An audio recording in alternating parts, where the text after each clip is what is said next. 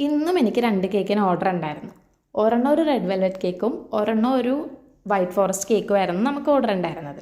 ഈ ഓർഡർ തന്നത് വേറെ ആരുമല്ല, എൻ്റെ ചേച്ചിയുടെ ഫ്രണ്ടാണ്. അപ്പോൾ ആ ചേച്ചിയുടെ, അതായത് ഓർഡർ തന്ന ചേച്ചിയുടെയും ഹസ്ബൻഡിൻ്റെയും വെഡ്ഡിങ് ആനിവേഴ്സറിയും അവരുടെ മോൻ്റെ ബർത്ത്ഡേയും സെയിം ഡേറ്റ് ആയിരുന്നു.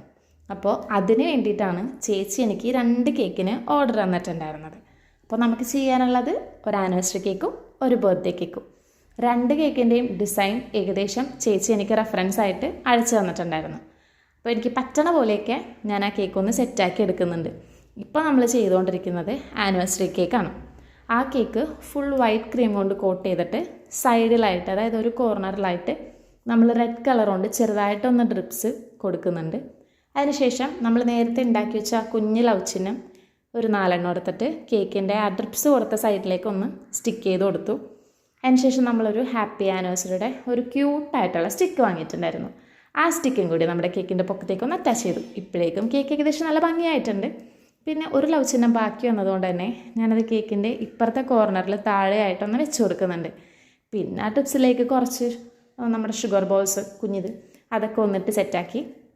പിന്നെ ഒരു കാര്യം എന്ന് പറഞ്ഞാൽ നമുക്ക് റെഫറൻസ് തന്ന പിക്കിൽ ഈ കേക്കിൻ്റെ സൈഡിൽ ചുറ്റും കുഞ്ഞ് ലവ് ചിഹ്നം കൊടുത്തിട്ടുണ്ടായിരുന്നു.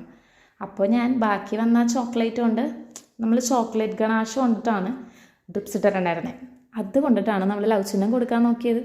ഒരു 4 ലവ് ചിഹ്നം വരച്ച് കഴിഞ്ഞപ്പോഴേക്കും ഞാൻ പയ്യെ നിർത്തി. വേറെ ഒന്നുമല്ല, ഗണാഷ് ആയതുകൊണ്ട് തന്നെ അത് പയ്യെ ഒഴുകി വരുന്നുണ്ടായിരുന്നു. കേക്ക് കൂടുതൽ നശിപ്പിക്കേണ്ടല്ലോ എന്ന് ഓർത്തിട്ട് ഒരു 4 ലവ് ചിഹ്നം കൊണ്ട് ഞാൻ പണി നിർത്തിയിട്ടാണ്. പിന്നെ നമ്മൾ മറ്റേ കേക്കിലേക്ക് കിടന്നു. അതൊരു ഹണിബി തീം കേക്കായിരുന്നു. അപ്പോൾ ഏകദേശം ഹണിബിയുടെ കൂട് പോലെയുള്ള കാര്യങ്ങളൊക്കെ സെറ്റാക്കി കേക്കിലൊന്ന് അറ്റാച്ച് ചെയ്തു. പിന്നെ നമ്മുടെ ക്യൂട്ട് ഹണി ബീസിനൊന്ന് കേക്കിലേക്ക് അവിടെയും ഇവിടെയുമായിട്ടൊന്ന് സെറ്റാക്കി വെച്ചു. അതിനുശേഷം കുറച്ച് ഫ്ലവേഴ്സ് ഉണ്ടാക്കിയിട്ടുണ്ടായിരുന്നു വൈറ്റ് ആൻഡ് യെല്ലോ കോമ്പിനേഷനിൽ, അതും ഒന്ന് കേക്കിൽ വെച്ച് കൊടുത്തു. പിന്നെ കുറച്ച് ഗോൾഡൻ പേപ്പറില്ലേ, ആ സംഭവം കൂടി ഒരു സൈഡിലൊന്ന് സെറ്റാക്കി.